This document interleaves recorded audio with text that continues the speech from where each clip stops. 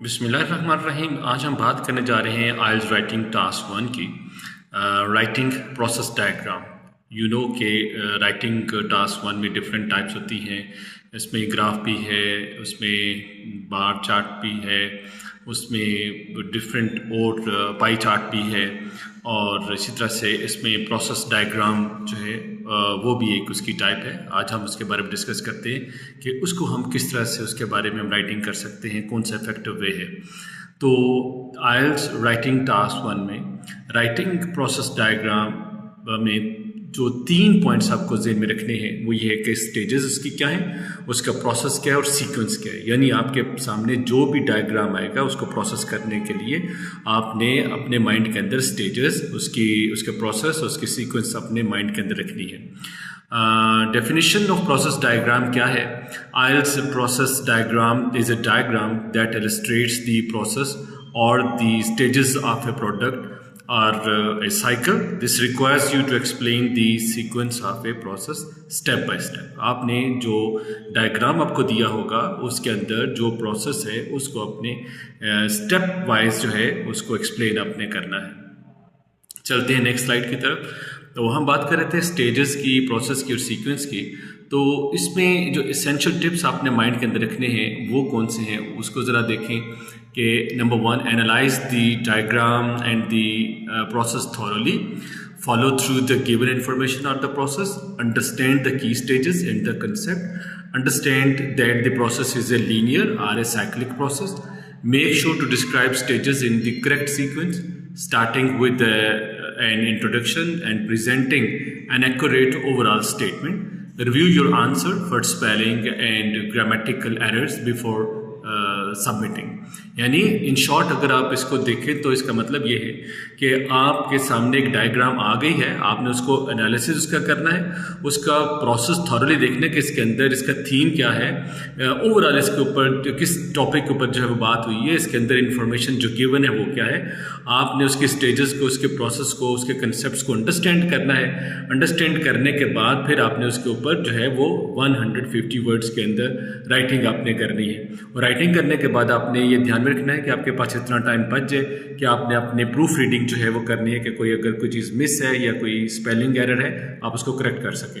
अब चलते हैं अपने डायग्राम की तरफ। तो अब डायग्राम के अंदर आप देखें तो इस डायग्राम के अंदर आपको स्टेज 1, स्टेज 2, स्टेज 3 नज़र आ रही है। स्टेज 1 के अंदर आपको इसमें वेस्टेड ग्लास बॉटल्स नज़र आ रही हैं, कलेक्शन पॉइंट नज़र आ रहा है और ट्रांसपोर्टेशन नज़र आ रही है।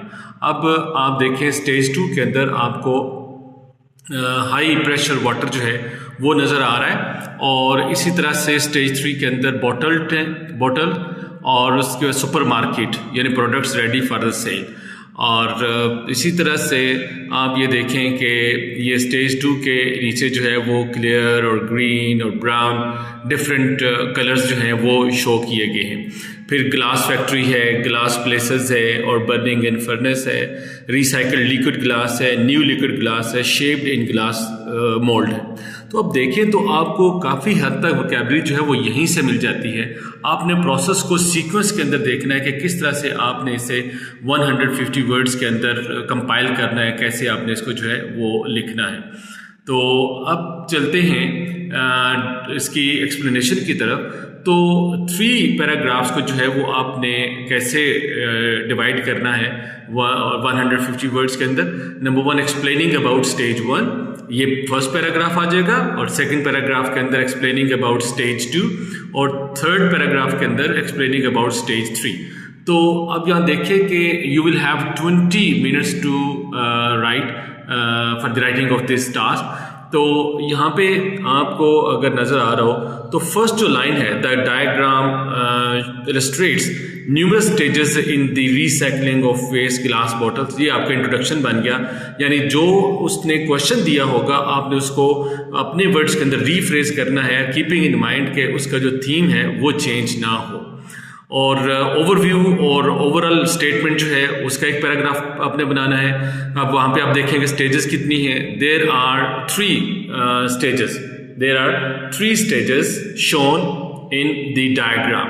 ठीक है, यहाँ पे 3 स्टेजेस शो की गई हैं, और मेन फीचर्स के अंदर इन द फर्स्ट स्टेज, यानी आप एक जो बॉडी पैराग्राफ है उसके अंदर आप एक जो मेन चीज़ है जो ओवरऑल जो कर रही है, डोमिनेट कर रही है, आप उसको मेन फीचर्स में उसका एक पैराग्राफ बना दें।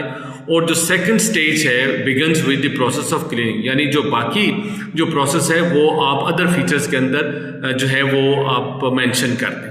ठीक है, यानी आप कुछ पॉइंट्स जो है वो ले लें जो कि आप एक BP1 के अंदर आप जो है बॉडी पैराग्राफ के अंदर आपने एक्सप्लेन कर देने हैं, और फिर एक जो है कुछ आप पॉइंट्स ले लें जो कि आप सेकंड लास्ट पैराग्राफ के अंदर एक्सप्लेन करेंगे, और फिर लास्ट पैराग्राफ के अंदर जो है इन द फाइनल यानी कंक्लूजन जो है वो आपने इसका वो यहाँ पे लिख लेना है कि ये आप इसको कैसे कंक्लूड करते हैं।